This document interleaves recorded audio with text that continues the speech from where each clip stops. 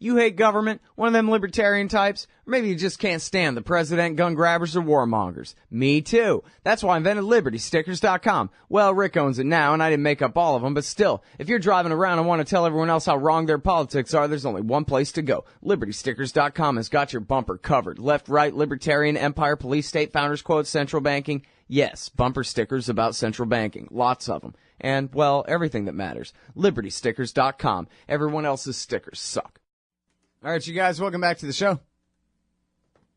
It's me, Scott. I'm here live on the Liberty Radio Network from noon to 2 Eastern Time, if you don't know it. And when I'm not interviewing people, I'm yelling about stuff. Might want to listen. You people who are hearing this later, recorded. And you can sign up for either or podcast feed, too. Just the interviews or the whole show. Okay, Ray McGovern is on the line. For 27 years, he was a CIA officer, but he's a peacenik now. And he's got the spotlight today on antiwar.com, guiding Obama into global make-believe. And I know the title sounds kind of wishy-washy, but he doesn't let the president off the hook here. But it's just about all of Obama's horrible advisors and all the horrible things that they do and the lies that they say. Welcome back to the show, Ray. How are you? Thanks, Scott. I'm doing well. Very happy to have you back on the show. I really appreciate you joining us. And covering this issue. We spoke last week, but we only had just a few minutes at the end to talk about Russia and Ukraine, and then now you have this great new article out and everything. So I want to talk with you more about this. First of all, I kind of take it personal that the president of Russia said, well, I don't know if he said it or exactly how it was. I only saw the headline, but something like, "Oh, Putin implies," maybe he said it himself, that he was ready to put Russia on a nuclear alert over the issue of Crimea, that kind of thing. And this, right, is everything which is, more or less blowing over. He wants to go talking tough like that. And I wonder what's your reaction to that? Well, I learned that from the Washington Post today, and that's not a very reliable source. But what they're talking about, what they're talking about is a film, a sort of documentary, 2 hours long, that was filmed months ago. And in the lead-in, or whatever they call that, the trailer, I guess they call it, it's revealed that, and it ran last night, by the way, on Russian TV. Putin says that, he planned this thing on the night of February 23rd, 2014, so last year. And Michael Birnbaum, who's the Washington Post reporter on all this, neglects to mention what happened the day before. It's surreal.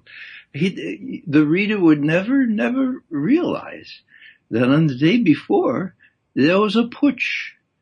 There was a coup d'etat led by pro-fascists, by proto-fascists and Nazi stormtroopers that dislodged the duly elected president of the Ukraine. He had to flee for his life. But the idea you get from Birnbaum is, no, he kind of just left because he was afraid. Now, the business about the nuclear thing, all Putin says, as far as I can tell from the reporting, I haven't seen the actual documentary yet. All he says is that the situation was so serious that, he was prepared to put his forces on nuclear alert, but he'd try everything else short of that. And what he explains, and what the Russians are very proud of, we're very proud of our special forces, the people who go in and get Osama bin Laden and shoot him in the head. It might have been good to capture him, and ask him something about Al Qaeda. He might have known something about that. Anyhow, that's a digression. We're very, special forces and all that kind of stuff. Well, so are the Russians. And what Putin reveals in his film is that as soon as he saw the handwriting on the wall, that NATO was coming in big time into Kiev, starting with this coup d'etat, which Victoria Nuland, our Assistant Secretary of State, advertised. Now, she didn't advertise it deliberately, but as most of your listeners, I hope, know, that just 2.5 weeks before the putsch, before the coup, she was caught on the telephone with the U.S. ambassador to Kiev saying, Yats is our guy. Klitschko and the rest can wait in the wings. Yats knows about the central bank. He knows about austerity. He's our guy. Now, little did she know that would be intercepted and put on YouTube. Again, YouTube, 2.5 weeks before the 22nd of February when the putsch took place. So what we have here is a clear advertisement. I have never, I've been watching things 53 years now with the CIA, and I've never seen a coup advertised 2.5 weeks before to include the new prime minister that the coup leaders are going to install and have it happen. It used to be, pardon my going back to old times, but it used to be a decent respect for the opinions of mankind would prevent a fellow named in an intercepted conversation by the coup plotters from becoming actually the prime minister. But no. Nuland has no shame. She has no fear. And so Yatsenyuk, who continues and is even today the prime minister of Ukraine, he got into office. So it's a very interesting story. What Putin advertises is the use of his special forces. They're called spetsnaz. Okay, what they did was reinforce the already permitted up to 20,000 forces in Crimea, sort of on the QT, stealthily, gradually. They had been doing that. And so he claims, and I don't know if this is true or not, that they did not exceed the 20,000 troop level that is permitted by treaty with Ukraine. But these were the so-called vejlivoy люди, okay? The translation is polite people, okay? And they were, variously called the green people, the ununiformed, the no insignias on their uniforms. Well, what they did was very cleverly get all ready, and at a given signal, they took over Crimea without a shot being fired. Now, a lot of people in this country have never learned that. A professor. I was at a peacenik meeting not too long ago where a professor from Catholic University said, we have to stand up to Putin. My 6-year-old son, 6 years, came home from Sunday school, and he had composed a big placard, a big poster, and it said, Putin, don't you know the commandment, thou shalt not kill? So I raised my hand gently, and I said, well, what are you referring to? She said, Crimea, right? You want the aggression on the Crimea, the invasion of Crimea? I said, well, how many people got killed? Oh, I don't know, hundreds, thousands? I said, would you believe zero? Would you believe zero? Well, because it's true.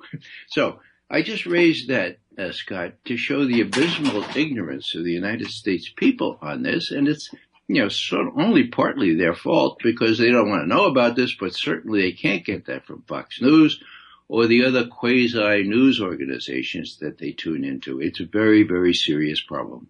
Yeah. Well, no question the Americans have picked this fight here, and now the article is about the latest. So to fast forward a bit, we've got a peace deal here. It's Minsk 2. Minsk 1 didn't quite hold, but Minsk 2 has Germany and France behind it. It seems to be holding, more or less, and I think, that means they're shooting on both sides from time to time, but overall the commanders have ordered everybody to stop killing each other anyway, kind of thing. So it's good enough for now. But then, as you're reporting here, was it the High Commander of NATO at U.S. Air Force General Philip Breedlove keeps leaking these stories he has for this whole last year that the Russians are invading eastern Ukraine, and they're behind the entire secession in the east and all of this, or attempted secession in the east.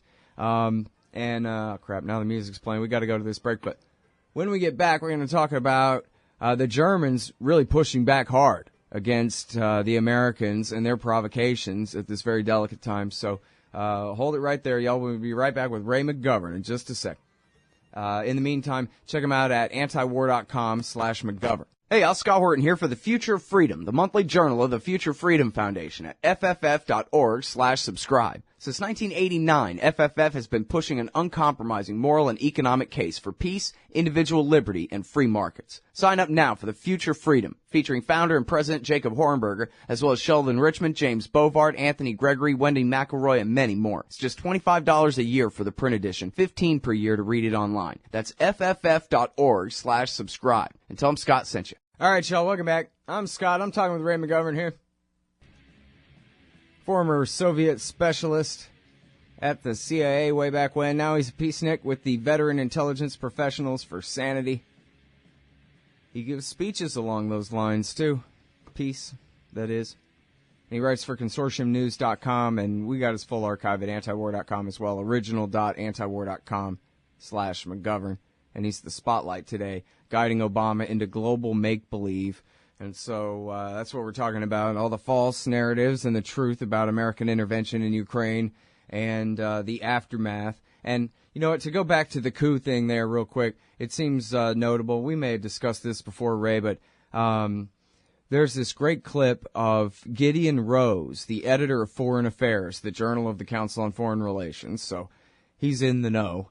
And it was, I guess, the day that Putin was deciding to take Crimea. It was that night, or 23rd, maybe it was the 24th of February, 2014. He was on the Colbert Report and talking about how, we're sneaking off with Crimea. And he explained, with Ukraine, Robin to Russia's Batman. And so we're the new boyfriend, and we're winning her. And so the trick is we got to win Ukraine away from Russia without provoking too much of a backlash and, try and get away with it. But it was supposed to be easy, and we could sit here and go on a comedy show and mock Putin for being a fool and being distracted by the Olympics while we're running off with the country next door and all of this. But so I wonder whether you think that was really right, that what they were going for in the first place then was it was supposed to be easy. More or less like 2004 with the Orange Revolution. They didn't lose Crimea that time. They didn't have a civil war with the East that time. And, are they basically just floundering around now trying to figure out what to do? I mean, it seems like they're deliberately trying to make it worse, but I don't know why. If that wasn't their purpose in the first place, just to create a crisis. Well, Scott, if they thought it was going to be easy, they're even dumber than I ever thought.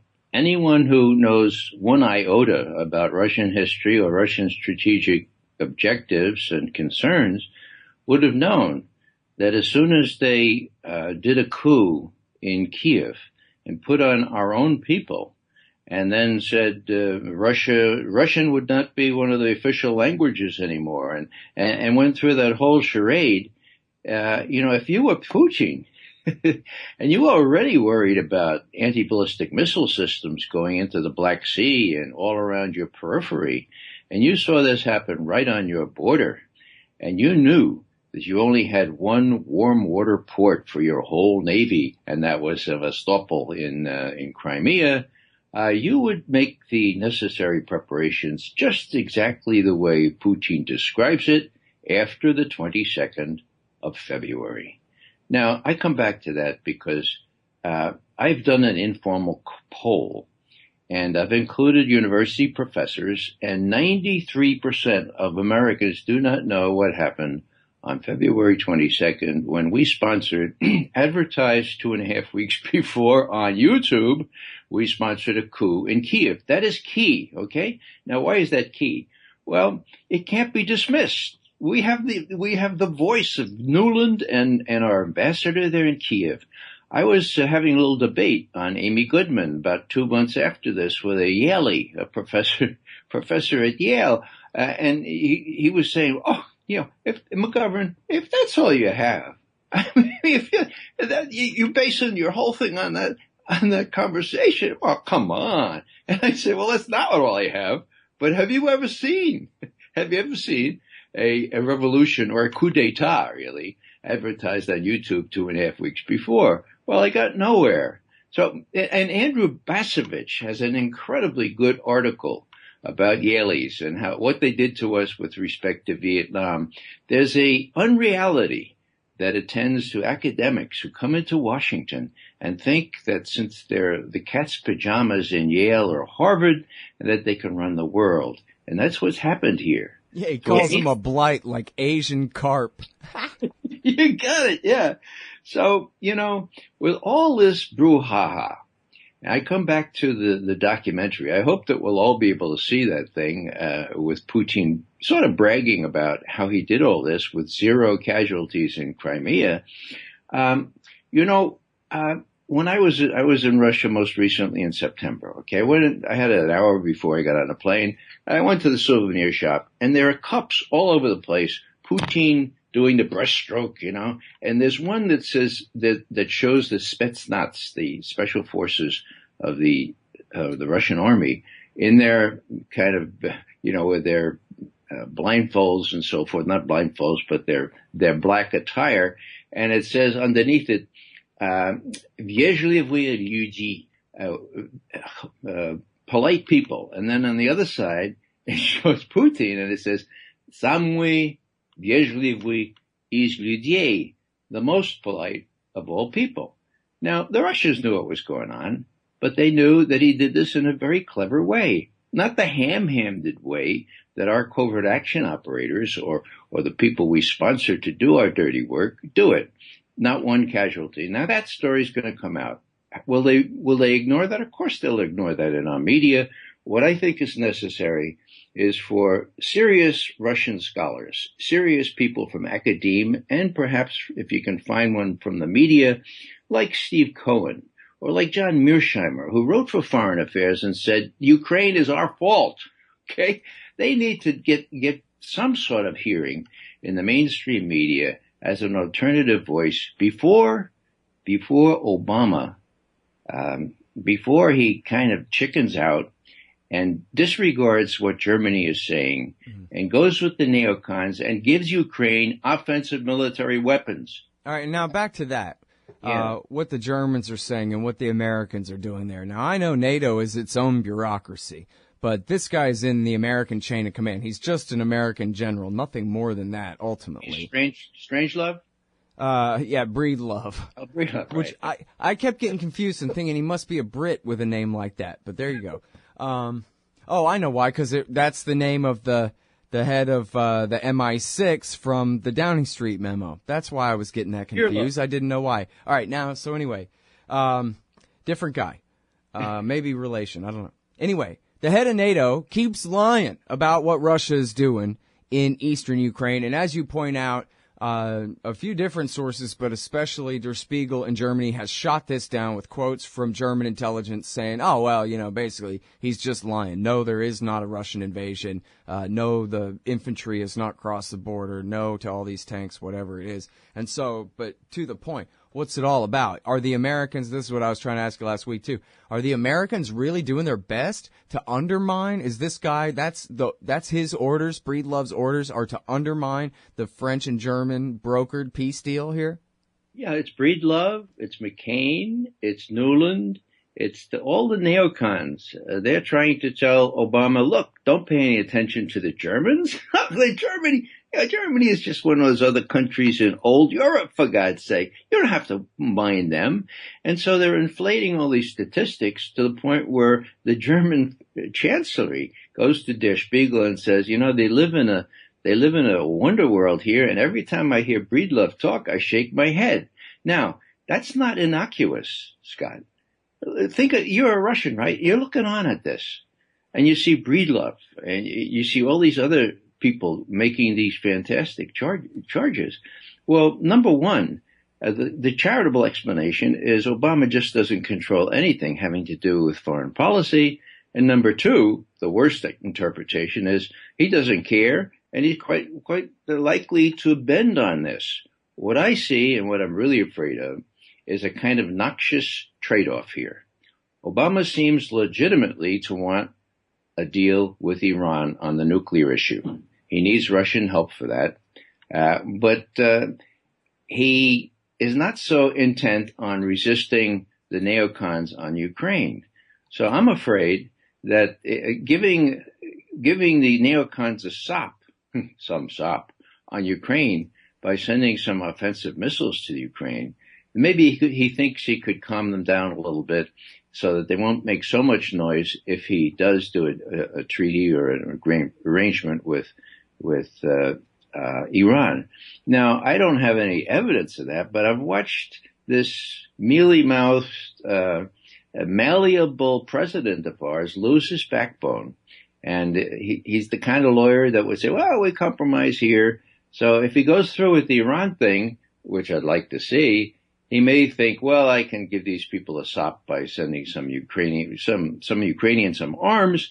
And if he doesn't know what strong reaction he's going to meet from the Russian side, well, he's very, very poorly advised. Yeah. Hey, do they still have a red phone on his desk there?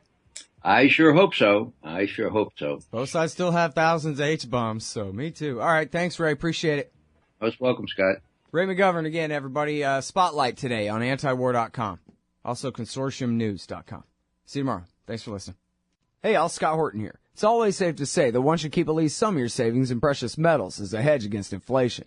And if this economy ever does heat back up and the banks start expanding credit, rising prices could make metals a very profitable bet. Since 1977, Robertson Roberts Brokerage Inc. has been helping people buy and sell gold, silver, platinum, and palladium, and they do it well. They're fast, reliable, and trusted for more than 35 years. And they take Bitcoin. Call Robertson Roberts at 1-800-874-9760 or stop by rrbi.co. Hey, Al Scott here. If you've got a band, a business, a cause, or campaign, and you need stickers to help promote, check out thebumpersticker.com at thebumpersticker.com. They digitally print with solvent ink, so you get the photo quality results of digital with the strength and durability of old-style screen printing. I'm sure glad I sold thebumpersticker.com to Rick back when. He's made a hell of a great company out of it, and there are thousands of satisfied customers who agree with me, too. Let thebumpersticker.com help you get the word out. That's thebumpersticker.com at thebumpersticker.com. Hey, Al, Scott Horton here to tell you about this great new book by Michael Swanson, The War State. In The War State, Swanson examines how Presidents Truman, Eisenhower, and Kennedy both expanded and fought to limit the rise of the new national security state after World War II. If this nation is ever to live up to its creed of liberty and prosperity for everyone, we are going to have to abolish the empire. Know your enemy. Get The War State by Michael Swanson. It's available at your local bookstore or at Amazon.com in Kindle or in paperback. Just click the book in the right margin at scotthorton.org or thewarstate.com. Hey, all, Scott Horton here for Liberty.me, the social network and community-based publishing platform for the liberty-minded. Liberty.me combines the best of social media technology all in one place and features classes, discussions, guides, events, publishing, podcasts, and so much more. And Jeffrey Tucker and I are starting a new monthly show at Liberty.me, Eye on the Empire. It's just $4 a month if you use promo code SCOTT when you sign up. And hey, once you do, add me as a friend on there at scotthorton.liberty.me. Be free. Liberty.me.